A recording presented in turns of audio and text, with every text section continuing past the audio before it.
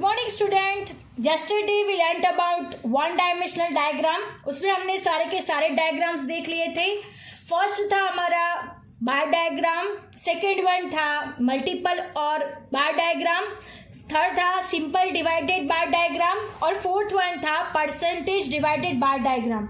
ये सारे के सारे डायग्राम्स हम लोग देख चुके हैं, राइट। अब नेक्स्ट पॉइंट है हमारा टू डायमेंशनल डायग्राम।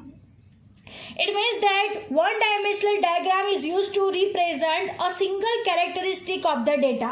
ये सब हम जानते हैं कि जो वन डायमेंशनल होता है वो क्या करता है, एक ही कैरेक्टरिस्टिक को डिफाइन करता है।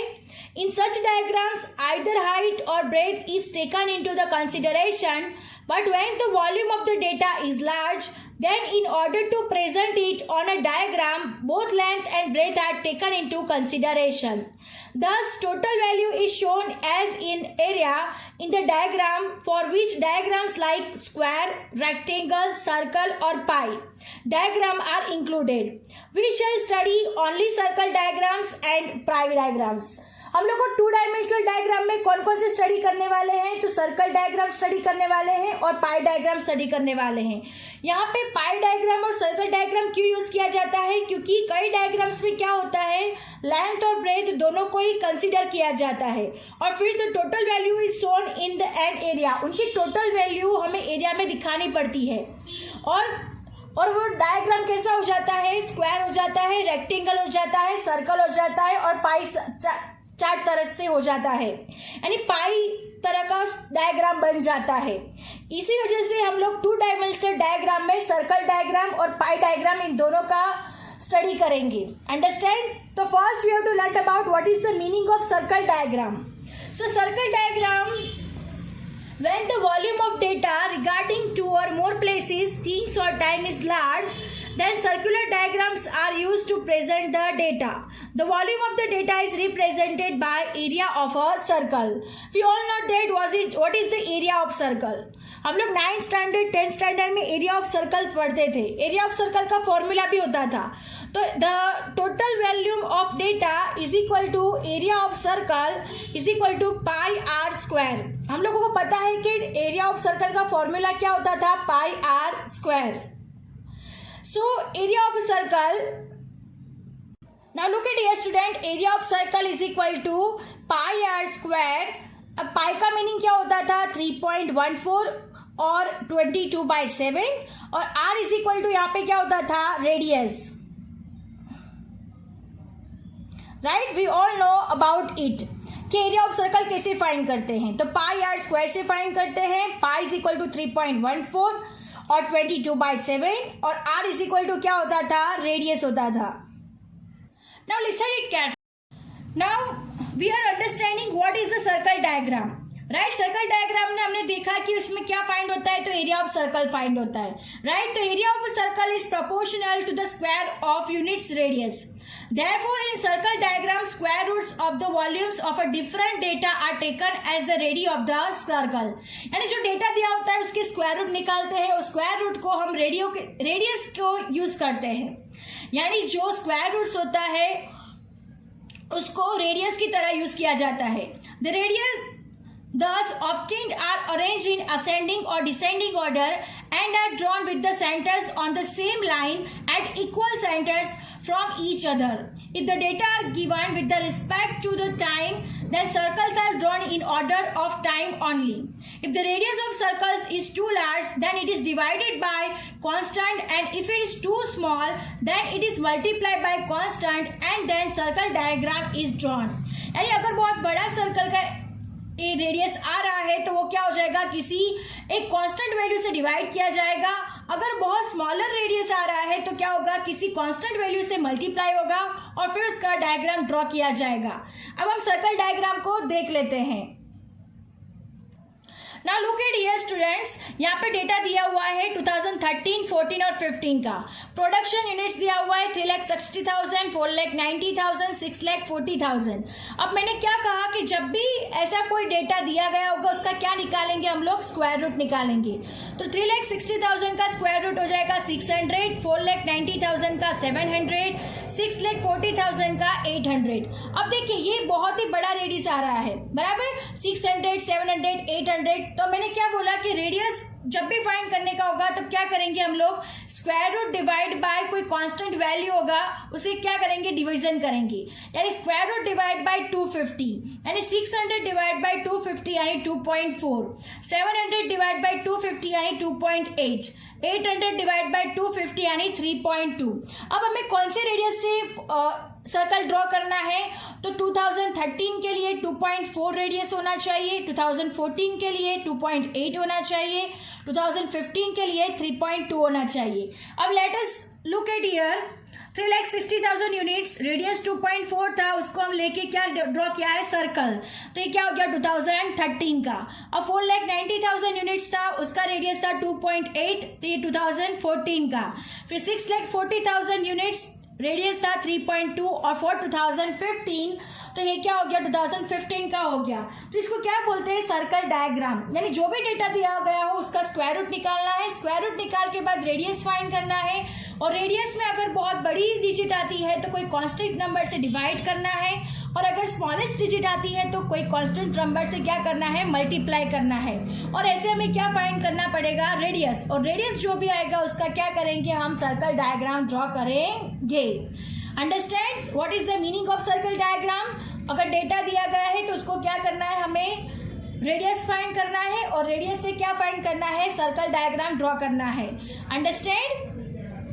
Now moving to the next है पाई डायग्राम. तो what is the meaning of pie diagram. If the data related to different places, things or times consist of several mutually related subdata on different components are numerically large, then instead of divided by diagram, pie diagram is used. The total volume of data is represented by a circle of a suitable radius, and this circle is then divided into sectors to present the subdata.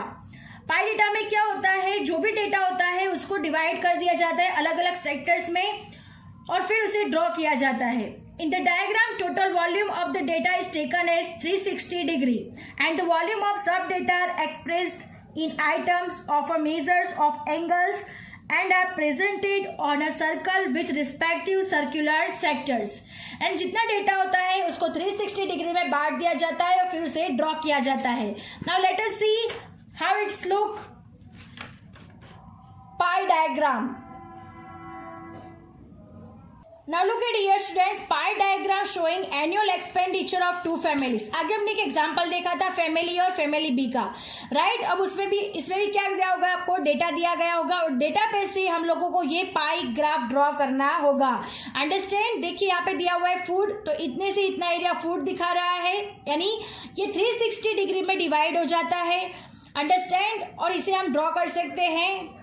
फिर clothing कितना है, तो यहाँ से इतना जो measurement होता है वो कितने का होता है, क्लोथिंग का होता है, फिर रेंट का होता है, फिर एजुकेशन, और फिर मिसलेनियस एक्सपेंस. इसको हम 360 में डिवाइड कर देते हैं डिग्रीज में, और अलग अलग डिग्रीज हर एक एक्सपेंस की बताती है.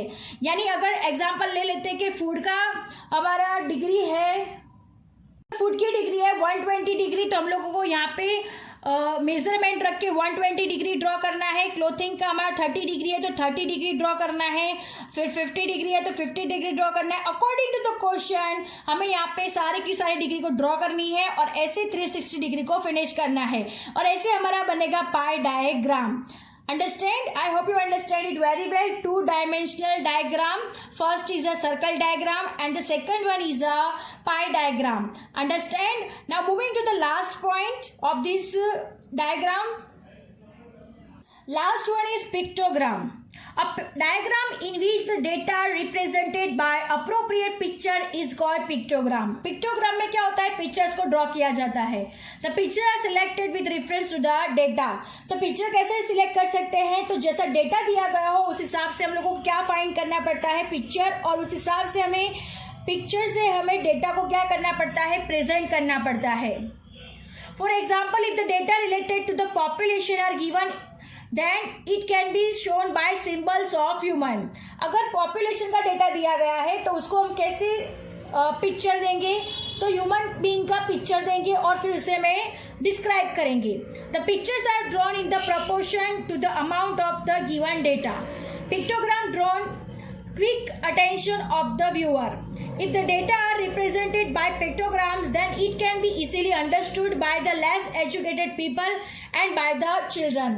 Pictogram से क्या होता है, जो कम पढ़ा लिखा होता है और बच्चे होते हैं उन लोगों को तुरंत समझ में आ जाता है कि ये जो डेटा है वो किस बात का है और ये कौन सी इंफॉर्मेशन हमें डिलीवर कर रहा है. Also pictogram has no longer barrier of the language.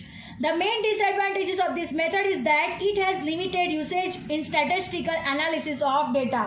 ये statistical analysis of data के लिए बहुत ही limited use होता है इसका, ये उसका बहुत बड़ा disadvantages है. Understand? Now हम लोग देखेंगे कि पिक्टोग्राम कैसा होता है. Now look at here student, pictogram shown area under the cultivation in 2 villages. यानी यहाँ पे आपको पिक्टोग्राम कैसे ड्रॉ करना है, तो आप लोगों को डेटा दिया गया है कॉटन का, ग्राउंड नट्स का, पल्सेस का, उस हिसाब से हमें विलेज ए और विलेज बी में उसको दिखाना है. अंडरस्टैंड? तो पहले तो हम इसका क्वेश्चन देख लेते हैं, फिर इसको हम लोग कैसे ड्रॉ करते हैं वो देखते हैं.